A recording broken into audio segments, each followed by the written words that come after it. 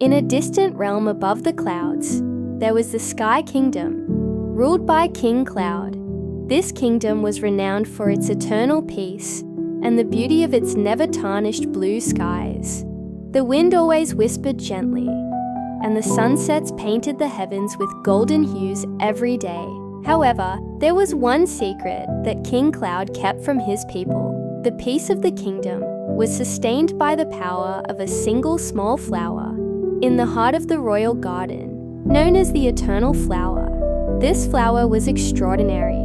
Its petals emitted a soft light, and its fragrance brought calm to anyone who breathed it in. Yet few knew that the flower was not just any flower. It had a heart and a soul, which gave it the power to shine. But recently, the eternal flower had begun to wilt. Its petals no longer glowed as brightly, and its light was dimming. King Cloud grew worried, for the peace of the Sky Kingdom depended on the flower's strength.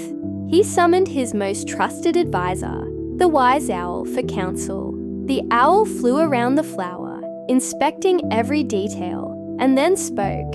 "Your Majesty, this flower is not wilting due to lack of water or sunlight. It is wilting because its heart feels empty." "Empty?" King Cloud asked, perplexed. "How can a flower feel empty?" The wise owl explained. "This flower lives on love and hope. Without them, it loses its light. Your Majesty must find a source of love that can revive it." King Cloud then commanded all his subjects to come to the palace and share their love with the flower. People brought tokens of affection, love letters, paintings, even childhood tales filled with warmth.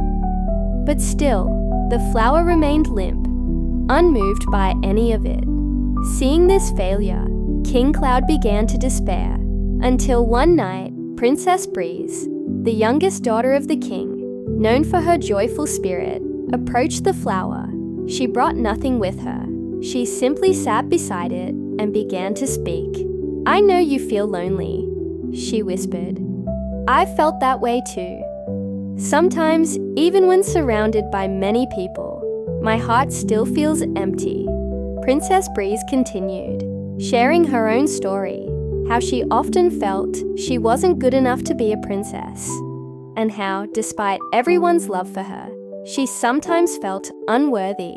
The eternal flower began to quiver slightly. Princess Breeze went on, "But I learned that love isn't just about what others give you. It's about how you love yourself." As Princess Breeze spoke these words, the flower's petals began to glow a little brighter. The princess smiled and said, "You don't need to search for love outside. The truest love is already inside you. You just need to trust it." The flower slowly revived. Its petals bloomed once more, and its light shone brighter than ever before. King Cloud and the entire kingdom were astonished and rejoiced. They hadn't realized that the key to restoring the eternal flower lay in the simple wisdom of an open heart and self-acceptance. With its petals now full of light, the eternal flower spoke for the first time, its voice gentle but strong. "Thank you, Princess Breeze," it said. "For so long, I thought I was here only to give love to others, but I forgot to love myself." Princess Breeze smiled, feeling a deep connection with the flower. "We all forget that sometimes," she replied. "But what matters is that we can always remember it again." The eternal flower now shone more brilliantly than ever, and peace in the Sky Kingdom was restored. But this time, something changed. King Cloud decreed that the royal garden would be open to all the people. Anyone who felt sad or lost could come and speak to the eternal flower, just as Princess Breeze had. And the flower, now aware of the power of love within itself, was always ready to help.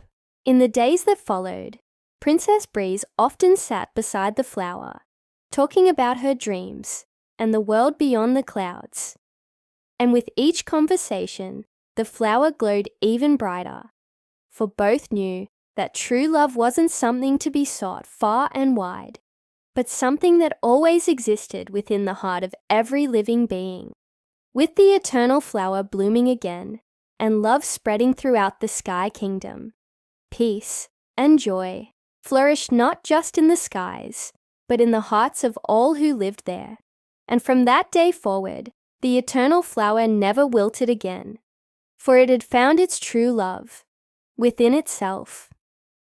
The sky kingdom lived in everlasting peace, with blue skies and gentle winds that whispered of a love that would never fade.